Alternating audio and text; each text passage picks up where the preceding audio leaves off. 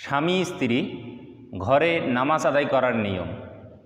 স্বামী এবং স্ত্রী তারা কোন কোন অবস্থায় তারা ঘরে নামাজ আদায় করতে পারবে এবং তারা যদি ঘরে নামাজ আদায় করে তাহলে তারা কি জামাতের সহিত নামাজ আদায় করতে পারবে, আর ঘরের মধ্যে জামাতে নামাজ আদায় করার নিয়মটা কি, আজকে আমরা সে সম্পর্কে আলোচনা করব ইনশা আল্লাহ। আমরা বিভিন্ন সময় শুনে থাকি, বিভিন্ন মানুষ প্রশ্ন করে, হুজুর আমি মসজিদে না গিয়ে আমি আমার বউ বাচ্চাকে বাড়িতে নিয়ে আমি কি জামাত করে নামাজ পড়তে পারবো? এরকম কিন্তু প্রশ্ন করে থাকি। তো এই বিষয়টা জানা কিন্তু অত্যন্ত জরুরি। বাড়িতে যদি আমরা জামাত করি, পরিবারকে নিয়ে জামাত করে যদি আমরা নামাজ পড়ি, তাহলে কিভাবে পড়ব এবং এটা পড়া যাবে কি যাবে না, এবং কখন এটা যাবে কখন এটা যাবে না, আজকে আমরা সে সম্পর্কে আলোচনা করব ইনশা আল্লাহ। কারণ বিভিন্ন সময় বিভিন্ন মানুষ কিন্তু এরকম কিন্তু করে থাকে। ভাইগণ বন্ধুগণ আমার, তো যারা পুরুষদের জন্য মসজিদে গিয়ে জামাতের সহিত নামাজ আদায় করা এটা হলো সুন্নতে মুআক্কাদা। আবার কেউ কেউ বলেছেন এটা হলো ওয়াজিব।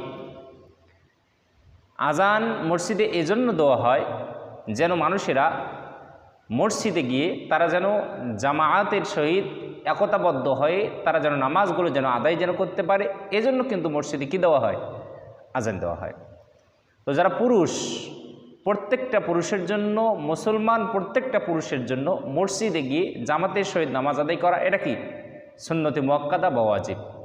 কিন্তু দেখা হলো আপনি আপনার মসজিদ থেকে, আপনার কর্মস্থল থেকে এত দূরে রয়েছে যে সেখান থেকে মসজিদে আসতে গেলে এসে দেখবেন যে জামাতেই আপনি পাবেন না, শেষ হয়ে যাবে, ছুটে যাবে। তাহলে এই ক্ষেত্রে আপনি অনেক দূরে কাজ করতেছেন, সেক্ষেত্রে আপনার সাথে যারা কাজ করতেছে বা আপনার সঙ্গে আপনার কলিগ যারা থাকবে এদেরকে নিয়ে জামাতের সহিত নামাজ আদায় করতে হবে। কারণ বিশ্ব নবী সাল্লাল্লাহু আলাইহি ওয়াসাল্লাম বলেছেন, একাকী নামাজের থেকে জামাতে নামাজ আদায় করা 27 গুণ বেশি সওয়াব। সুবহানাল্লাহি বিহামদিহি। আপনি একাই নামাজ পড়লে 4 রাকাত পড়লে 4 রাকাতের সওয়াব পাবেন, 2 রাকাত পড়লে 2 রাকাতের সওয়াব পাবেন, 3 রাকাত পড়লে 3 রাকাতের সওয়াব পাবেন। আর আপনি যদি জামাত করে যদি নামাজ যদি আদায় করেন তাহলে এই নামাজের সবটাকে আল্লাহ তাআলা 27 গুণ পর্যন্ত বাড়িয়ে দেয়। সুবহানাল্লাহি বিহামদিহি, সুবহানাল্লাহিল আযীম। দেখেন কতগুলো সব এখানে আল্লাহ তাআলা রেখে দিয়েছেন। এজন্য আমরা সবসময় চেষ্টা করব মসজিদে গিয়ে জামাতের সহিত নামাজ আদায় করতে ইনশা আল্লাহ। আল্লাহ তাআলা যেন আমাদের সবাইকে সেই তৌফিক দান করে, বলি আমিন। এখন মূল বিষয় হলো যে বাড়িতে স্বামী স্ত্রী ঘরে নামাজ আদায় করার নিয়ম। একজন স্বামী তার পরিবারকে নিয়ে তখনই সে বাড়িতে জামাত করতে পারবে যখন দেখা গেল প্রচুর পরিমাণে বৃষ্টি শুরু হয়েছে বা রাতের কঠিন আঁধার, বা এমন সে কাজে ব্যস্ত ছিল যে কাজের কারণে সে নামাজে যেতে পারে নাই, জামাতে শরীক হতে পারে নাই। আবার বলতেছি, একজন পুরুষ তখনই সে বাড়িতে পরিবারকে নিয়ে জামাতের সহিত নামাজ আদায় করতে পারে যখন তার প্রথম নম্বর হাজত হবে যে দেখবে প্রচুর পরিমাণে বৃষ্টি হচ্ছে, এই প্রচুর পরিমাণে বৃষ্টিতে সে মসজিদে যেতে পারবে না। দ্বিতীয় নম্বর হলো কঠিন অন্ধকার, ঘোর অন্ধকার, যে অন্ধকারে মসজিদে গেলে শত্রুরা বা বিভিন্ন ভয়ঙ্কর প্রাণী তাকে দংশন করবে, কামড় মারবে বা শত্রু তাকে আঘাত করবে, বা এই অন্ধকারে কোনো আলোর ব্যবস্থা নাই। এই অবস্থা হলে এই মানুষটা বাড়িতে পরিবারকে নিয়ে জামাতের সহিত নামাজ আদায় করতে পারে।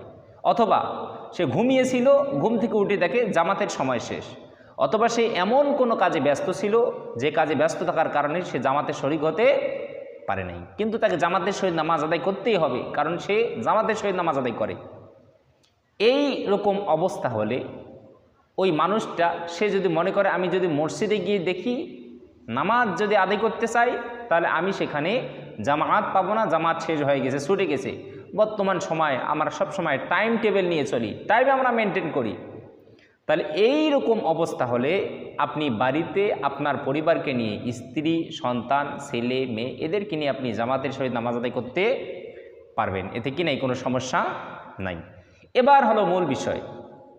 তাহলে আমরা যদি আমাদের বাড়িতে স্ত্রী সন্তানকে নিয়ে যদি আমরা জামাতের সহিত নামাজ আদায় করি তাহলে এটার নিয়মটা কি, কীভাবে এই জামাতকে আদায় করতে হবে।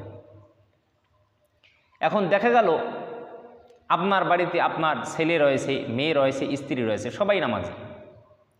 এক্ষেত্রে আপনি সামনে দাঁড়াবেন, তারপরে আপনার ছেলে এবং শেষ কাতারে আপনার কি স্ত্রী এবং আপনার মেয়ে দাঁড়াবে।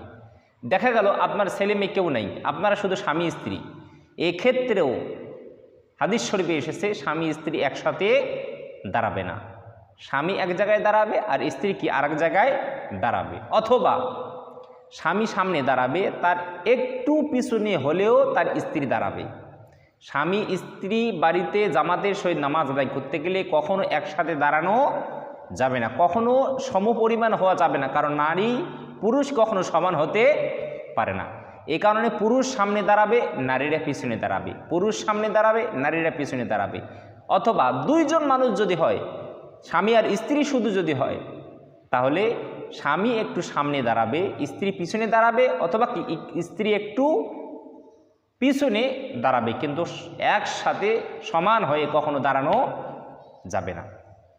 এবার হলো এই জামাতে অন্য বাহিরের কোনো মানুষ শরিক হতে পারবে কি পারবে না? না, এই বাড়ির এই জামাতে অন্য কোনো মানুষকে শরিক করার কি নেই, কোনো দরকার নাই। আপনার ভাতিজা, চাচা বা বিভিন্ন ভাই ব্রাদার, বন্ধু বান্ধব, তাদেরকে ওইটাকে আপনি শরিক করলেন না।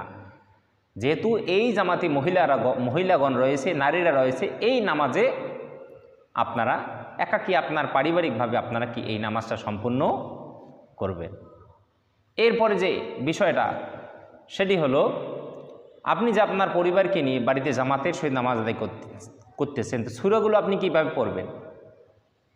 তো সূরা যদি জোহর আসর এই দুইটা নামাজ যদি হয়, তাহলে সূরা যেভাবে আস্তে করে পড়তে হয় ঠিক এরকম করে আস্তে করে পড়তে হবে। আর যদি নামাজটা মাগরিব, এশা, ফজরের নামাজ হয়, তাহলে মসজিদে যেভাবে সূরাগুলো জোরে তেলাওয়াত করা হয় এরকম করে আপনি কি করবেন, সূরাগুলো জোরে তেলাওয়াত করবেন। এরকম করে বাড়িতে কি করবেন, যদি দেখেন যে মসজিদে গিয়ে আপনি জামাত পাবেন না, বা জামাত ছুটে গেছে, বা জামাত হয়ে গেছে, বা আপনি কোনো সমস্যার মধ্যে রয়েছেন, মসজিদে যেতে পারবেন না, এইরকম অবস্থা হলে আপনি তখন বাড়িতে পরিবারকে নিয়ে জামাতের সহিত নামাজ আদায় করতে পারবেন, এক্ষেত্রে কোনো সমস্যা নাই। কিন্তু বিনা প্রয়োজনে, বিনা কারণে যে না আমি আমার স্ত্রীকে নিয়ে, আমি আমার সন্তানদেরকে নিয়ে বাড়িতে নামাজ পড়ব, আমি মসজিদে যাব না, এরকমটা ভুলেও কখনো করবেন না, এটা করা যাবে না। কারণ রাসূলুল্লাহ সাল্লাল্লাহু আলাইহি ওয়াসাল্লাম বলেছেন যে ব্যক্তি বিনা প্রয়োজনে মসজিদে জামাতে যে ব্যক্তি শরীক হয় না, আমার মনটা চায় কোনো সাহাবীকে আজান দেওয়ার নির্দেশ দেই, কাউকে নামাজ পড়ানোর নির্দেশ দেই, এবং কাউকে নির্দেশ দেই তোমরা আগুন জ্বালানোর জন্য লাকড়ি, কাঠ সংগ্রহ করো, এবং আমি ওই সমস্ত মানুষদের বাড়িতে যাই যারা বিনা ওজরে, বিনা প্রয়োজনে, বিনা হাজতে, যারা জামাতে যারা আসে নাই, জামাতে যারা শরীক হয় নাই, যারা জামাতে যারা নামাজ পড়ে নাই, এদের বাড়িঘরগুলো আমি জ্বালিয়ে দেই। রাসূলুল্লাহ সাল্লাল্লাহু আলাইহি ওয়াসাল্লাম বলেছেন যদি বাড়িগুলোতে শিশু সন্তান, মহিলারা না থাকতো, তাহলে আমি তাদের বাড়িঘর আগুন দিয়ে জ্বালিয়ে দিতাম। নাউযুবিল্লাহ, নাউযুবিল্লাহ, নাউযুবিল্লাহ। জামাত তরক করার ব্যাপারে রাসূলুল্লাহ সাল্লাল্লাহু আলাইহি ওয়াসাল্লাম কত বড় কঠিন হুঁশিয়ারি দিয়েছেন। আল্লাহ পাক রব্বুল আলামিন আমাদের সবাইকে নামাজগুলো সঠিকভাবে আদায় করার তৌফিক যেন দান করে, বলি আমিন।